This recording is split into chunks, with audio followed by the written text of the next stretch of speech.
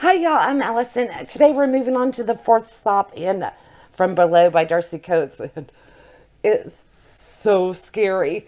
Now, first thing we need to do is make sure you are in the right spot in case you stumbled on this out of order or by accident. Today, I am going to be reading from pages 241 all the way up to 337. So if you are at 241, then you can read along with me today and just pause whenever you see a page number come up on the screen.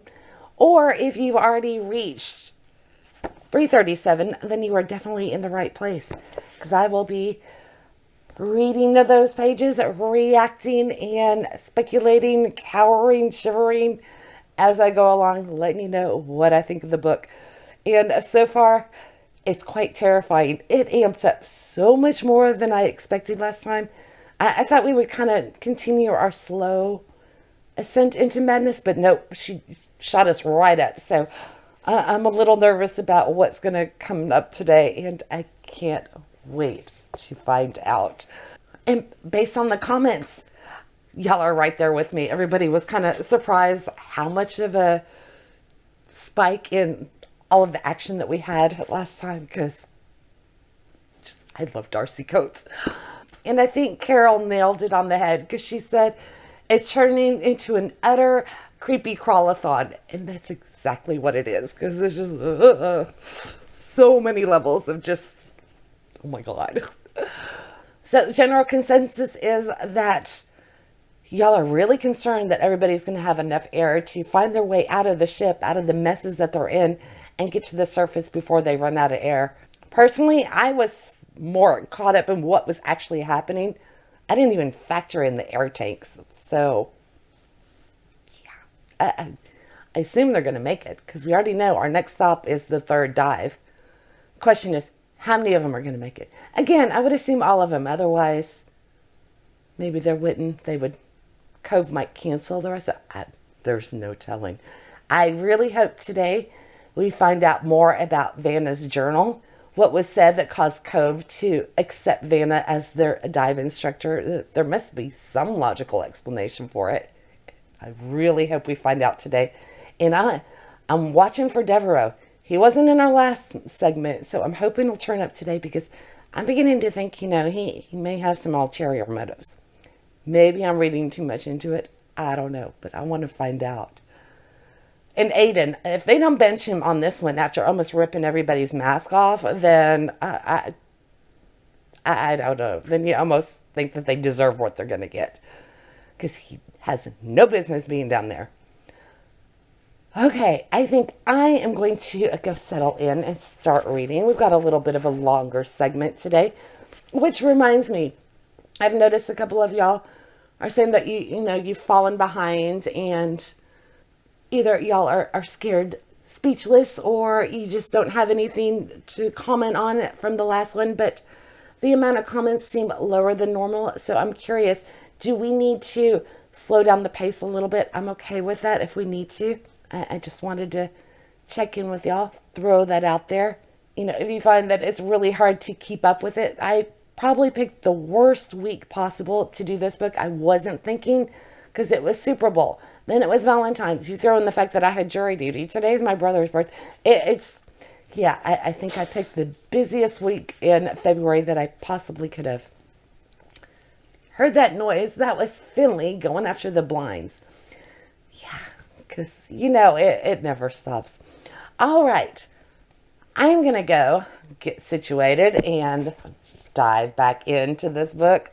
Get it? And see what happens next. I'm a little scared. In fact, I have to give a shout out to Carol. You are braver than I am. Carol is reading this book at night while she's at someone else's house, dog sitting. And then she walks home in the dark afterwards. So, at least you're not swimming home. If you were in the water too, then, yeah, I wouldn't want to be. But she's definitely creeped out by it. Okay, let's go read. I don't have time for talking. Lily's playing y'all a song.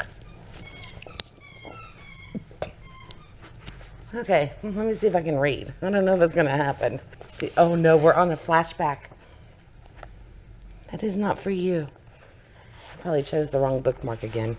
Oh, if you are reading along with me, then I will pause a little bit before I put a new page up on the screen.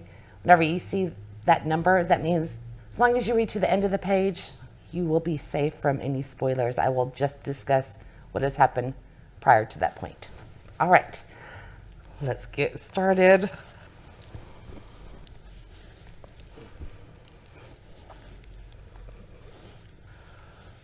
Oh my God, talking about they're going and checking the cabins for the passengers that haven't been seen in a while.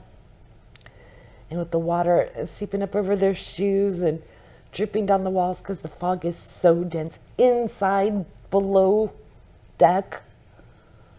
It's even putting out their candles, and then something rattled through the walls. The clacking, scraping fingernails beginning somewhere near the floor and then rising as they race along the wall. It had moved as high as the ceiling by the time it reached the intersecting hallway. And then the scratching sounds faded as it burrowed deeper into the ship. Oh my God. I would just, I think, I don't care if I worked on the ship or not. I think I would be like that one family and just hide in my room with my hands over my ears and my eyes squeezed shut until we reached port. I can't imagine how terrifying that would. And then the lights, the flashlights won't hold power, and they've got dim candles, is what they're reduced to. And the others move through the walls, things change. And the message had been painted, they came through here. Okay, so yeah, they're marking the unseen beings' most used passageways, but Harlan's not sure who's doing it. The burrowing disease. Oh my God, they're trying to get into the smallest spaces they can to hide, and then they die in the drawer.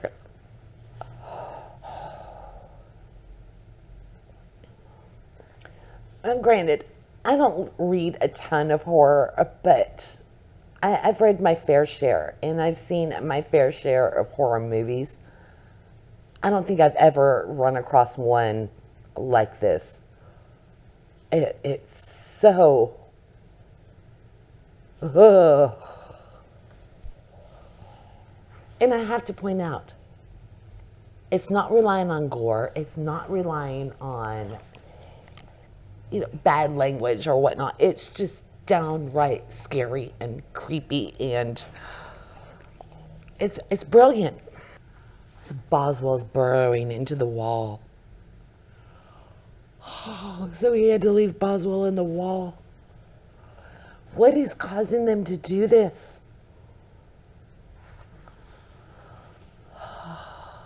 And what would cause that fog? I can't even. It's scary, Lily.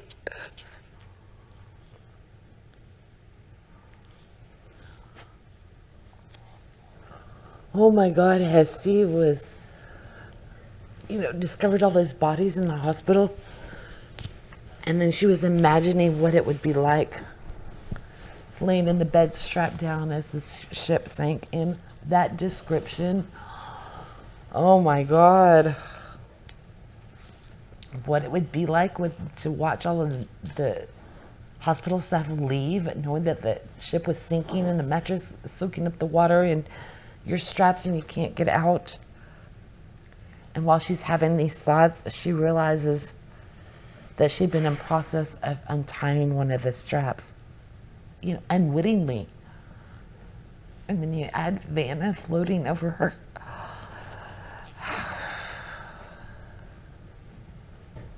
An angel or an angel of death. There's something going on with Vanna. I don't think she said anything since that one word during our last stop. At least Cove and them are on their way to the hospital, and they found a window to be able to get out. So things are looking up, ? Or they will be, get it, they have to go up. What's going on with the audio. Because Cove is picking up strange sounds and Hesty's voice is slurred and slow. And then it goes quiet. And now Cove has lost her light because she ran into the wall. What is it with these thoughts that they keep having? Like Cove, she can't see anything. And she thinks, reach your hand inside, see if anything reaches back. Ugh. At least they realize it before they actually carry out the actions or they stop themselves. Yeah, it's pitch black for her now. How terrifying would that be? Okay, so what in the world is happening to Hesty? Did she actually have a seizure, or did something else happen? And it looks like Vanna's helping her. Maybe. And Vanna is speaking, although a little too cool and too calm for the situation. And all of this is happening right over a dead body. So it looks like they're going to go out through the hospital window and get to the surface. But they can't go up quickly, and they got to decompress. So 2 hours before we can find out what's going on with Hesty.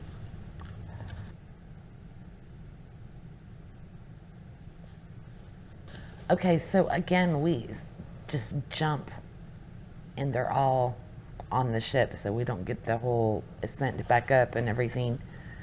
And they're saying it looks like Hesty had a seizure. I don't know how I feel about the rapid jump up. I mean, I guess it would greatly lengthen the book if we had the whole ascent described to us too, with their 2 hour, slow progress up. So I'm going to withhold judgment on that. But it looks like Hesty has survived it. And she's going to recover. And she didn't take the opportunity to go back to shore. She's just going to rest. And Vanna just vanished off into the hold where she spends all of her time. So I don't know. I don't know what to make of that. See, Aiden's the only one who's picking up on it. He notices that things are weird. Cove's just writing it off as just coincidences and Eddie's moving things, but Aiden's noticed the ROV's breaking, the audio went out, Cove's light broke. And Roy was saying that her light broke because she ran into the door. So I'm going to double back. I think her light went out first, and then that's why she hit the door. Yeah.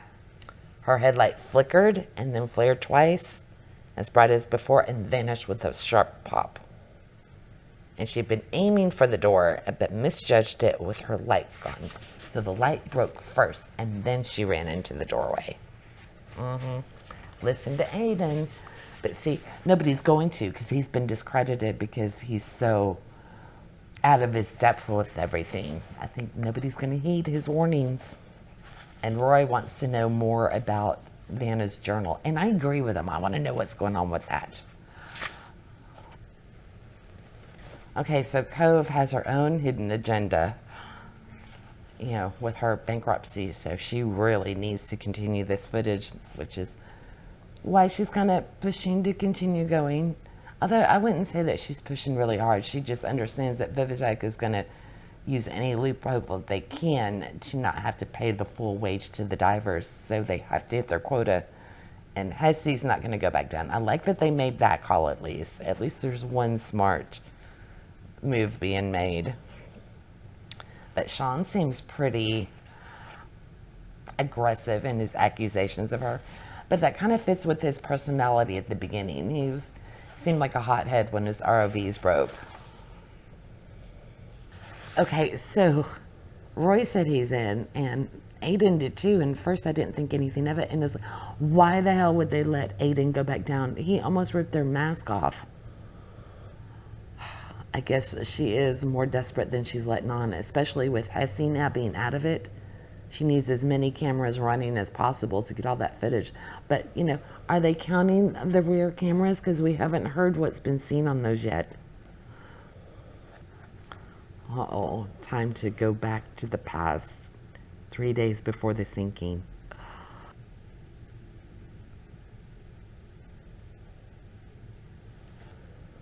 I don't even know what to make of what just happened in the what's that room called where the captain steers the ship? Is that the brig, the deck, the bridge, the bridge. So the captain is like in a trance. He didn't even notice Swain on the outside. Didn't notice that the door was unlocked, and there was no light source in the bridge. And now we at least know what that message was. I guess Pan Pan is a lesser alternative to an SOS code. So I guess SOS is when the ship is drowning, sinking.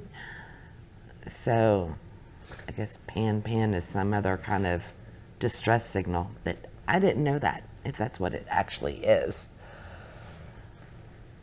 So that was the first message that went out, that we know that went out because Cove and them were aware of this message 3 days before it sank. So I don't even know what to make of this. It sounds like the captain isn't even trying to steer the ship towards land, because they've been going for quite a while at full speed, and they're not reaching land yet. So I would say the captain's not all there in his head. That's just so sweet with Aiden and his fuzzy slippers. It was nice to have a sweet moment and got the comfort of home from them. Okay, so they're gonna let Aiden go back down, and I guess Cove just wrote off, his panic and everything, and like, oh, it's no big deal. We've had more experience than you. So either I'm just really high-strung and a stickler for the rules, but it doesn't seem like he should be going. I don't understand that. I get that they need him to get the footage. Otherwise, they're not going to have enough, cameras running to meet their quota. And I would assume that's really why Cove is allowing him to go. That she's like, okay, she may be a little more lax in her standards than she probably should be.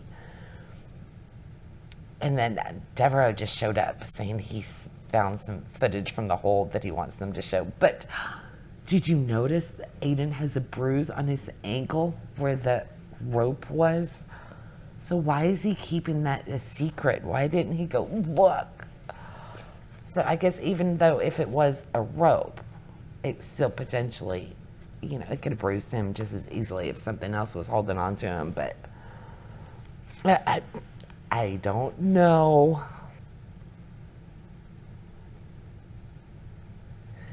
They're leaving the walls. I was about to go get a Diet Coke, and then I just glanced down and saw we had a flashback, and I saw that first sentence. And apparently, the part where Harlan saw one, the part where whatever it is, the wall dwellers came out, the wall was smooth and untouched, no holes and no secret doors. So they're just can come out anywhere from the wall. Okay, I'm gonna go get a Diet Coke and then I'll continue. I'm thirsty and I want to stall a little. Before diving back into the flashback, something just occurred to me. I'm getting, I don't know that I would necessarily say frustrated, but I'm definitely like, why are they being so cavalier towards everything, that's going on? And I'm looking at it through a completely different lens than what Cove and all of the divers would be. Because, I'm claustrophobic about the deep sea diving. They wouldn't feel that way. This is something that they do. So that aspect doesn't put them on edge like it does me. And they don't know what happened 90 years ago on the ship. They don't know necessarily all the strange and eerie things that's actually occurring while they're down there. They're not telling each other about these weird thoughts and impulses that they're having. So they haven't necessarily compared notes for anybody to go, oh my God, this isn't right. What's going on here? None of that has occurred to them. As far as they're concerned, this is just a routine dive, whether they, are experienced or not. As far as they know, their biggest difficulty is that they weren't planning to do this much diving, that they just had equipment failure, and Aiden's lack of experience is really their biggest obstacle to overcome. So, we're looking at it completely different because we know what's happened in the past on this ship, and we're seeing signs of it that, all of that isn't in the past, that it's probably still going on, but they're completely unaware. So when you look at it that way, their behavior isn't as infuriating, at least for me. I can, I'm willing to suspend belief that they would allow Aiden to continue diving, even though he's made some mistakes. They're like, it's okay. We just got to keep an eye on him. Everything's fine. So I'm willing to suspend belief to go along with it. Question is it getting to y'all, or are you like, okay, maybe, or are you just like, what the hell? So let me know. Am I cutting them too much slack? I think when you look at it, the big overall picture, yeah, then they're cutting too much slack. But if you look at their narrowed vision of what's happening, I don't think it's that far off base. So anyway, okay. I'm going to go back and find out what happened 3 days before the sinking. Oh my God. Okay, all of that being said, the captain just had all of the lifeboats thrown overboard. And they're boarding up all the windows. He's claiming, it's not safe for the passengers to wander off in a lifeboat trying to get away from the ship. And he thinks that all of it, everything that's going on, is because of the fog. So he wants to board it up so the fog can't get in. No one's allowed outside any longer, not even watchmen. The doors to the deck had been sealed and made airtight. Ugh. And then they've locked the passengers in because they can't make it airtight down there. And they're not even going to bother to track missing passengers anymore. There's too many.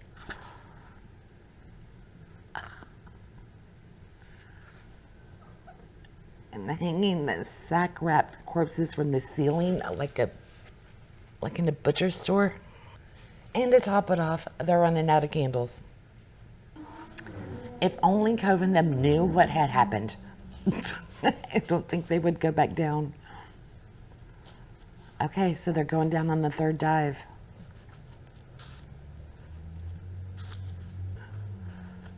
So they're noticing, obviously, the boarded up windows, and Cove is having more of those strange thoughts about, something being behind the walls, and I don't know. And I forgot they did find the furniture barricade, and now the boarded up windows and the body. So they know that something was a little off, but again, they're not thinking it's anything out of the ordinary. At first when she saw the barricaded windows, she thought it was just, a broken window. But I don't know. She seems to be getting more and more uneasy. I still wouldn't be there. Finally, we're going to spend some time with Devereaux. I still want to know if he has his own angle on this. Okay, it looks like Hesty knows. She's telling Sean to get the comms working so they can hear. She's saying that there's nothing wrong with Vanna, but there's something very, very wrong with the ship. Oh, I don't know. And it's looking like Devereaux is kind of on above board. Maybe he was always meant to go through the footage. Gives him something to do instead of just sitting there idly. I would do it too. Maybe I wrote off Devereaux too quickly because Aiden was glad to be paired with Vanna so he could go back down to the lower levels? Because Devereaux asked Aiden a favor, and he's pretty sure that as long as Vanna didn't stop him, he could complete it quickly and quietly without anyone getting mad at him. So maybe Devereaux is aware he's looking for something on the ship. Because I guess he's going back to the hold. Yep. Well, Lily's going to, keep me all comforted and safe by taking over my lap.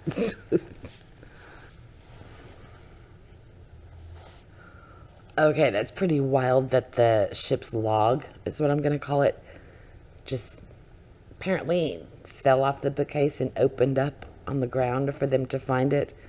And it's showing, the roster that they were taking, marking people as alive or burrowing disease or missing. So they're starting to get a sense of what was going on down there, especially Roy. He seems to be affected by it the most. He didn't want to linger around that journal or spend any time looking at it. And I think, are we on the third dive now? We are, right? Yeah, they're on the third dive. So unless they're going to be going down a fourth time, they've only got like 40 minutes left before they have to start surfacing. So I would assume this is going to be really action-packed, or they're going to find everything on those rear view cameras when they look over those. I'm curious to see how this is going to play out. Because, so far things seem to be pretty calm. Okay, so she's just realized every time they let out a breath through their rebreather, introducing oxygen to the ship, that the ship responds with that metal groan. Like it's been waiting to come alive, waiting for air. With no oxygen down there, is the little bit of oxygen that they're releasing, is that what's causing everything to come awake again? Because she just saw something, maybe she saw something pale drift past the doorway above her and Roy. But she wasn't sure. Oh, the feeling is really about to take off again.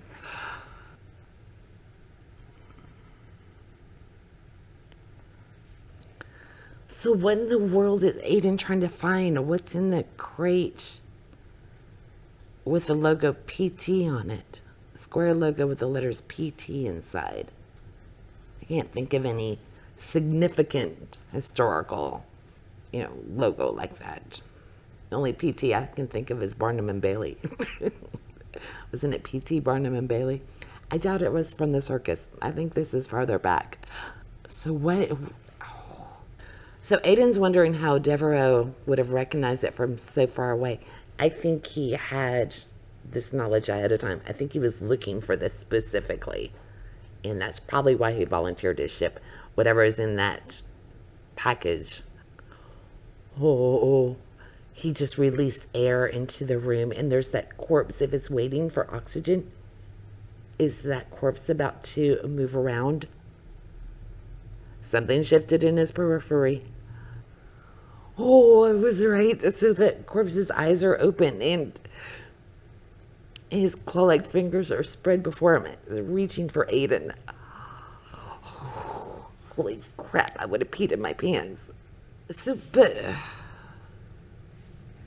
horror aside, what did Aiden actually collect? Because he kept the fabric on that bag. I've got a double back here. Fabric spilled free. Fabric base. It's a deep gold. So he's actually taking the scrap of fabric that he put into the jar. Okay, that's weird. I wonder what the significance of that fabric is. I was so puzzled by that the shrouded body, while it caught my attention, probably not as much as it would have. I could just imagine seeing this as a movie. I would have been like this the whole time, just peeking through my fingers, trying to see what was going on. So that one thing with that corpse that was with Aiden and the vial when he released the air into the room, it definitely confirmed that, yeah, that's what's happening. Anytime their rebreathers release oxygen into the ship, then more of those, I guess, corpses come alive again. But they're not really going to know that, because, I mean, you wouldn't even think that. I mean, Cove thought it as one of her eerie thoughts, but they've all had eerie thoughts that they're just kind of brushing off. But he would really go, oh, wow, that's what's doing this. You wouldn't. You wouldn't. Oh, okay.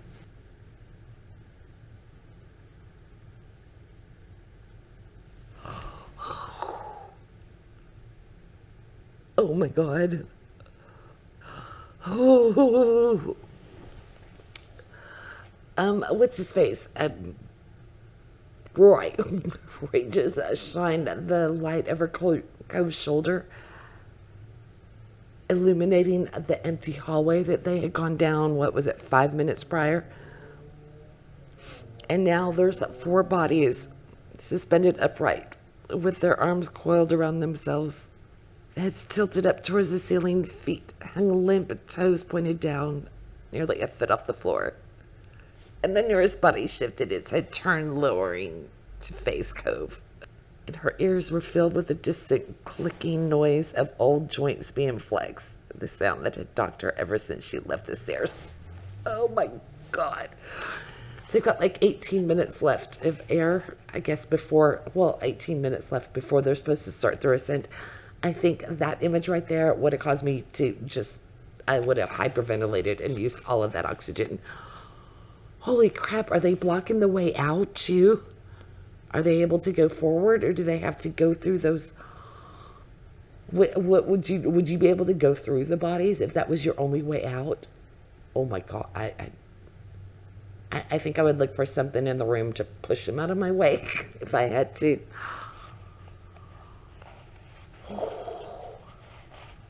Okay, yeah, it's definitely creeping back up on the scary factor. Holy crap. I can't even. And can't forget the body that she found inside the wardrobe, the closet, with the fingers curled under, holding the door closed. Yeah, I would have been screaming in Roy's ear. Oh no, now we got a flashback. 2 days before the sinking. And how much fog would there have to be to create puddles? I guess they've had, 4 constant days of fog, but, when you think 4 days of this, and suddenly you would lose your mind. Hearing this and seeing the movements behind the walls and finding all of these dead bodies. Oh, wait, I was so flipped out I didn't even realize it's Fitz. I thought this was Harland. So why does the captain have a bloody nose? Did I miss something? Is he just sick from the strain and everything? Or is that... I don't know. But Fitz is he actually breaking through the hull of the ship? Because, he's prying at the wall with the crowbar. And, water, the subtle flow of water, is now a deluge. Did he create the hole that Cove and them end up coming through all those years later? What just happened? So the captain says, it seems to me the body in the wall served a vital purpose. It was required there to block the flow of water, and removing it, we created a weakness in our ship. The body shall be replaced, Stockmaster Fitzwilliam has offered himself. And so they forced Fitz into the hole that he created, and Harlan was frozen, basically. He couldn't react, even though he knew this was wrong. What in the... I don't know what I just read. So did he actually break through the hole completely, creating that gap? And the captain just was like, oh, well, only thing keeping the water out is the bodies in the wall.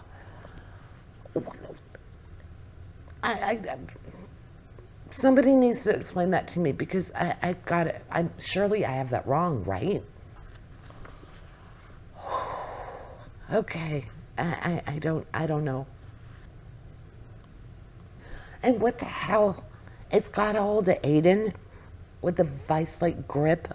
The corpse is dragging Aiden closer to it. Oh. Okay, I take back everything that I said about Vanna. She saved Aiden and she she had to sever the hand to release him.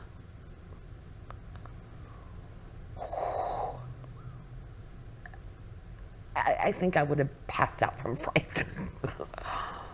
Oh my God. And she's definitely talking now. She's demanded an end to the dive. But Cove and Roy, they've got those four bodies blocking the hallway. Now that they're no longer in like a form of stasis, it moved, at least the one by Aiden. Can they get past it? And there's, okay, so Cove and Roy are not responding, and the light showed that there's seemingly endless amounts of white fabric bundled in every corner, meaning more bodies. And then a long shriveled arm reaches across the opening. That's the doorway for them to get out. But Vanessa's rebreather purges air, and the bodies around them were rising. How many are in there with them? Okay, at least they have established communication between the two parties. Vanna's message saying to get out finally came through, and Roy's like, yeah, we figured that out. But they've got the four bodies blocking them, and those are animated as well. So they did have a door for them to get out. Uh-oh, Aiden just pushed one of the bags that's hanging from the ceiling, from the meat hooks, and his rebreather released more air. I'm betting those bags hold bodies. 100 tiny bubbles merging and breaking apart as it battered against the cloth and disappeared between the hooks. You know there's bodies in there, and they're gonna come alive. Oh. And his light is dimming, and he felt teeth through the cloth. Oh my God, that was intense. At least Vanna pulled him out, as much as it could. He got through all the bags. I guess that's the most you can hope for. Oh no, it's a flashback. Okay. The day before the sinking. Yeah, so the captain did kill Fitz by putting him in the wall. And according to Swain, nobody cared, nobody objected. Yeah, this was the first murder. What was up with you couldn't make sense of the coordinates to relay, apparently. So the captain was there whenever Swain was giving the distress call. Why are the captain's teeth bloody? What the... So Swain was in there for 20 minutes. He doesn't remember what happened or why he went under the bridge to begin with. And the captain's dead. And Swain's just gonna go find his berth, seal the door, and not come out for a very long time. Perhaps not ever. What happened? What is causing this? And that's our stopping point. Oh my God, talking about an intense place to stop. And they haven't gotten out. We left everybody in like the worst situations possible almost. Maybe it would have been worse if Aiden still had that corpse attached to his wrist. But they're not faring much better than what they were. Oh. Today started out was almost tame compared to our last one, but man, did it ramp up again. I still can't figure out what is going on, what's possessing them. And there's so many.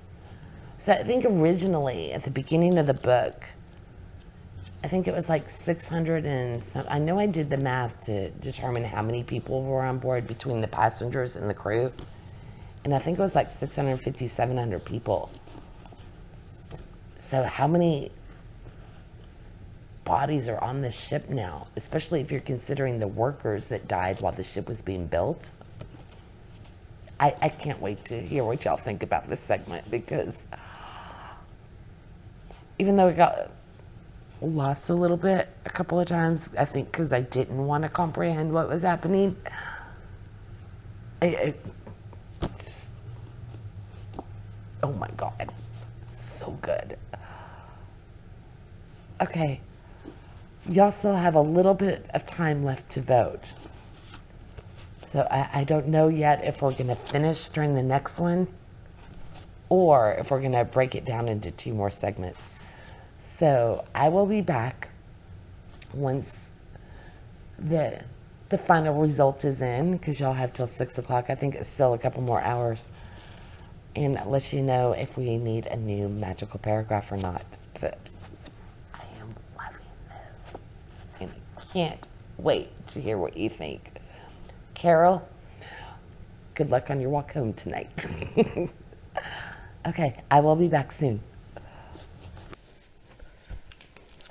Okay, it's 7 o'clock at night, so I waited a little bit extra. I gave y'all another hour to continue voting, and 31 of y'all made your way over to the poll, so thank you very much for that.